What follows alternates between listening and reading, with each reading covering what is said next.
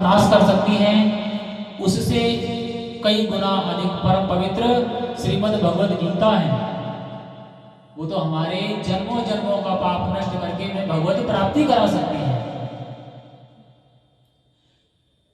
तो हम क्यों ना भगवद गीता से प्रेम करें, उसका वाचन करें, उसका श्रवण करें। उसी क्रम में हमने निश्चय किया था कि 1 दिसंबर से श्रीमद् भगवद गीता का क्लास प्रारंभ किया जाएगा। तो उसी क्रम में ये सब आपको भगवद गीता की महत्व के बारे में बताया जा रहा है।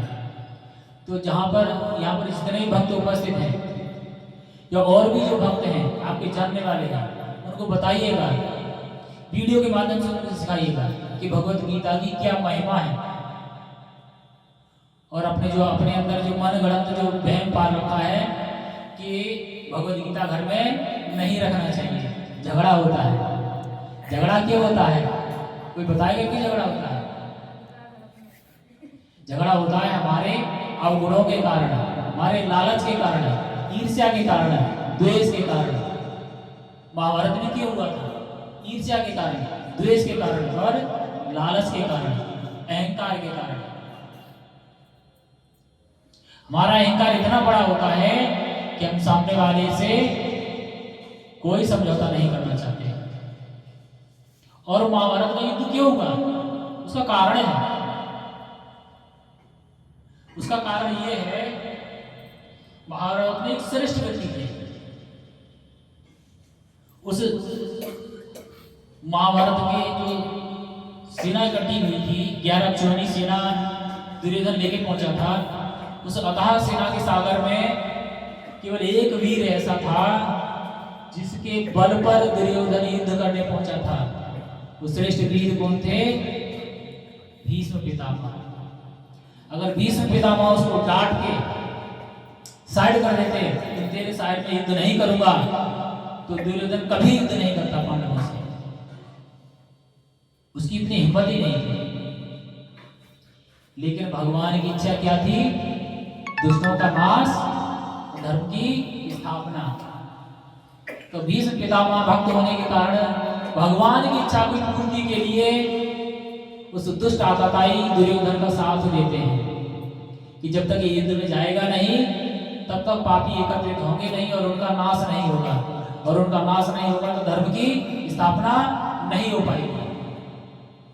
इसी क्रम में पितामह भीष्म जो है वो दुर्योधन की साइड में रहते हैं कि तू चिंता मत कर, मैं तेरे साथ खड़ा हूं। जब तक मैं हूं तब तक तुझे युद्ध नहीं हारने दूंगा। और उसी बल के पद में धृतराष्ट्र क्या करता है? जितनी शक्ति प्राप्त होने के बाद मैंने आपको पहला प्रक्रम बताया था। क्या क्रम बताया था? कि वेद व्यास महाराज जो है संजय को दिव्य दृष्टि प्रदान करके जाते हैं कि हे संजय, धृतराष्ट्र के आदेश अनुसार आप इनको युद्ध का सारा हाल बताते रहना। तो धृतराष्ट्र पता है क्या सोचता है? मेरे पास 11 अक्षौहिणी सेना, उसमें 2 अक्षौहिणी सेना भगवान कृष्ण की नारायणी सेना जो तीनों लोगों को विजय करने में सक्षम है, वो मेरे साथ है, तो मैं तो वैसे ही जीत जाऊंगा।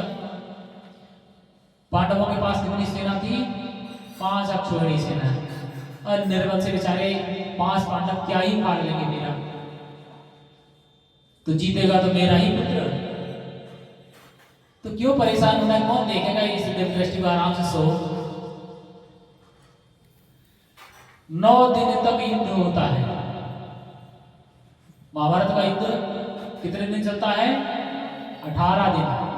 18 दिन में जब 9वां दिन होता है और धृतराष्ट्र के पास संदेश जाता है कि पितामह धराशायी हो गए। जैसे ही उसके पास समाचार पहुंचता है, दौड़ा दौड़ा वहां से अपने महल से निकलता है। संजय संजय जल्दी आ। संजय कहता है क्या हुआ महाराज, ऐसा क्या हुआ? आप तो निश्चिंत थे, आपकी तो विजय निश्चित है।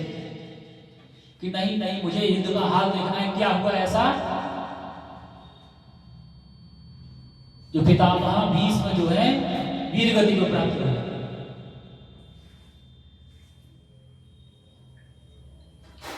तो भगवत गीता जो प्रारंभ होती है, जो प्रकट होती है, धृतराष्ट्र के समक्ष जो है महाभारत के मध्य में ही प्रकट होती है और युद्ध के मध्य में प्रकट होती है। तो जो श्रेष्ठ चीजें वो कहाँ रहती है? सिक्योरिटी में रहती है। मोदी जी चलते हैं, कितने लेयर की सिक्योरिटी होती है? कम से कम 4-5 लेयर की सिक्योरिटी होती है, उनके बीच में मोदी जी चलते हैं और कोई उस सिक्योरिटी को भेद नहीं सकता। ऐसे ही श्रेष्ठ भगवद गीता का ज्ञान युद्ध के मध्य में प्रकट हुआ, क्योंकि धृतराष्ट्र को जो गीता संजय ने सुनाई है वो युद्ध के मध्य में सुनाई है। जब लगातार युद्ध करते हुए पितामह भीष्म वीर गति को प्राप्त होते हैं, बाणों की सैया पर लेट जाते हैं, तब वो सोचता है ये क्या हुआ मेरे साथ। और जो कौरवों की जो सेना है उसका भी केंद्र बिंदु कौन है? पितामह भीष्म। इससे यही पता लगता है कि भगवद गीता कितना श्रेष्ठ है। भगवान ने अर्जुन को भगवद गीता युद्ध के प्रारंभ में सुनाई है, लेकिन उस आतताई अनाचारी व्यक्ति को युद्ध के मध्य में सुनाई है, संजय के माध्यम से। तो संजय दिव्य दृष्टि से देखते हैं और युद्ध का सारा हाल बताते हैं। तो पहला श्लोक जो है धृतराष्ट्र बोलते हैं, क्या बोलते हैं?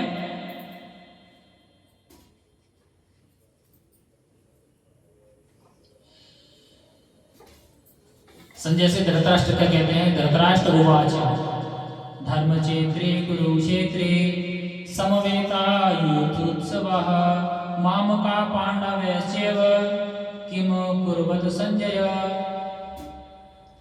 यानी पहले श्लोक में ही वो पूरा महाभारत के युद्ध का दर्शन हो जाता है। धर्म क्षेत्रे कुरुक्षेत्रे, यानी जो महाभारत का युद्ध लड़ा गया वो कहाँ लड़ा गया है? कुरुक्षेत्र। कुरुक्षेत्र साधारण भूमि नहीं है, वहां पूर्व काल में बड़े बड़े राजाओं ने बड़े बड़े यज्ञ किए थे, इसलिए वो क्या है? धर्म क्षेत्र है। और युधिष्ठिर क्या नाम है, सॉरी, जो धृतराष्ट्र है वो अच्छे से जानता है कि कुरुक्षेत्र क्या है? धर्म क्षेत्र है और वहां पर धर्म की विजय होनी चाहिए। लेकिन अहंकार में भूल गया कि विजय तो मेरे ही पुत्रों की होगी। लेकिन जब उसको डंडा पड़ा तब उसको याद आई, अरे युद्ध तो धर्म क्षेत्र में हो रहा है, तो विजय भी धर्म की ही होगी। तब संजय से पूछता है माम का पांडवाश्चर्य, मेरे यानी मेरे पुत्र और पांडवों को उसने पहले ही पराया बना दिया। एक शब्द में माम का यानी मेरे, पांडव पराया शब्द से ही वो संबोधन कर रहा है। ये नहीं कह रहा मेरे भतीजे ना, वो कह रहा पांडवा यानी पांडव पुत्रों का बारे में बताइए क्या किया उन्होंने। पूरे महाभारत का सार भगवद गीता के प्रथम श्लोक में ही छुपा हुआ है। जैसे धृतराष्ट्र मेरा और तेरा कर रहा है, पक्षपात कर रहा है, किसके लिए? अपने पुत्रों के लिए अन्याय कर रहा है। ठीक वैसे ही हर घर में एक धृतराष्ट्र अवश्य बैठा है। हम भी वही करते हैं, मेरा और तेरा, चाहे वो स्त्री हो या पुरुष हो, हर एक शरीर में धृतराष्ट्र विद्यमान है। उस समय में केवल एक ही धृतराष्ट्र था, अब हर शरीर में धृतराष्ट्र विराजमान है।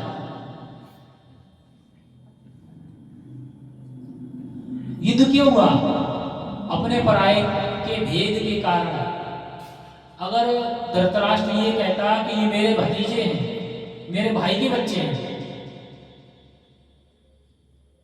तो उसको ये चीज नहीं आती। लेकिन वो क्या कह रहा है? प्रथम श्लोक में कह रहा है माम का पांडव, यानी पांडव के पुत्रों में।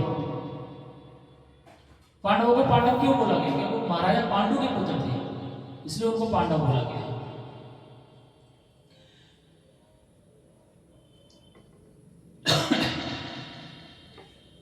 चले तो धृतराष्ट्र का नाम जैसा है वैसा ही वो कर्म भी करता है।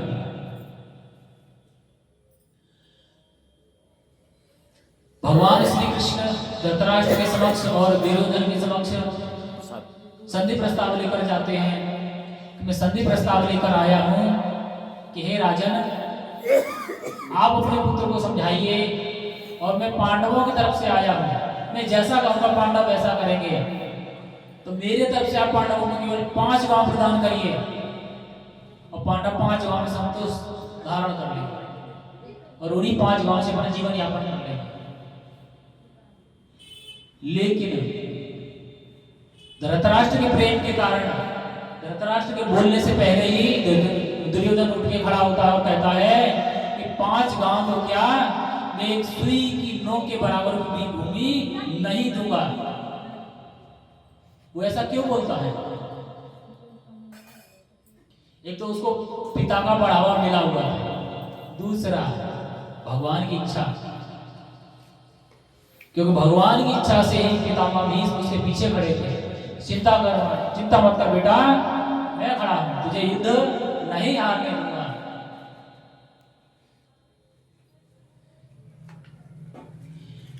और जब 9वां दिन बीतता है